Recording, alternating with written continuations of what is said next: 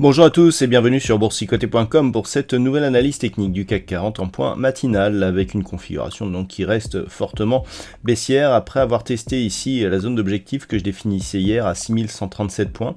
Eh bien on a franchi donc cette zone sur gap, on a validé donc l'objectif intermédiaire à 6057 et on se dirige désormais vers la zone des 6000 points. Donc cette ouverture fait suite à de mauvais chiffres qui sont arrivés du côté de la Chine. On parle notamment du PMI manufacturier. Bon, on est repassé sous la barre des 50, mais voilà, on a en fait, c'est une nouvelle qui se rajoute à la morosité ambiante sur les marchés depuis les dernières déclarations de Jérôme Powell. Du point de vue des indicateurs techniques, eh bien, on a une configuration ici qui est baissière sur cette unité de temps 4 heures. On avait donc des cours qui donnait un signal de rebond technique ici sur le précédent mouvement, mais on repart ici à la baisse, on revient en zone de survente sur le RSI, donc tout cela est bien baissier et l'ouverture, donc comme vous pouvez le voir, eh bien, nous donne une première bougie qui sort de la bande de Bollinger et donc qui se place sous la bande de Bollinger inférieure.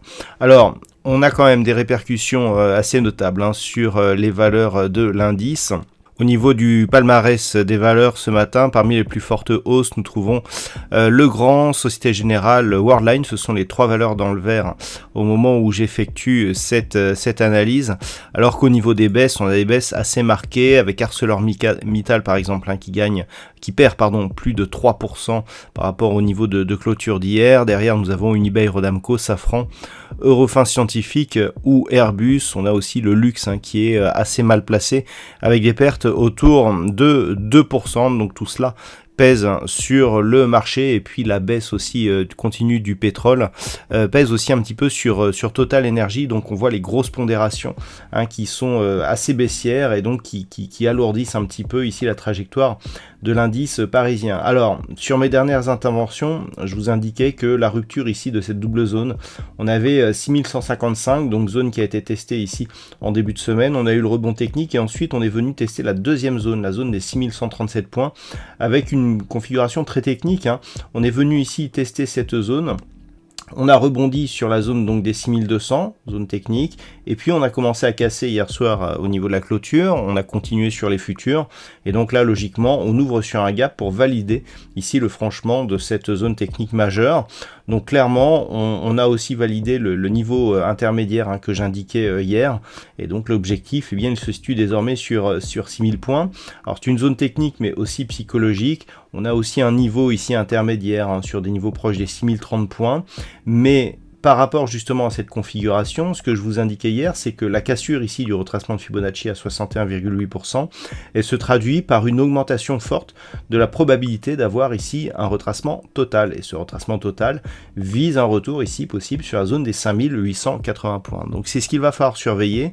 Si la baisse persiste, eh bien on devrait tester donc la zone des 6000 points, potentiellement même sur cette séance. Si nous avons une cassure, clairement ce sera cet objectif. Par contre, en cas de rebond, eh bien, on pourra éventuellement essayer de venir combler ce gap ou revenir au contact ici de la zone des 6137 points. Mais malgré tout, la dynamique ici est fortement baissière ce matin, donc, et semble-t-il, pour cette séance.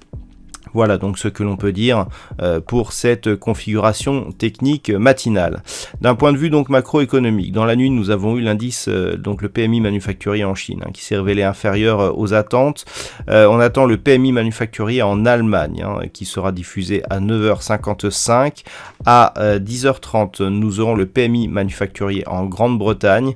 Donc ce sera tout pour l'Europe. Nous aurons du côté des États-Unis pas mal de statistiques majeures avec 14 14h30, donc les inscriptions hebdomadaires au chômage, l'indice PMI manufacturier de l'ISM qui sera dévoilé à 16h, mais le chiffre que tout le monde attend, eh bien, c'est le NFP qui sera diffusé demain.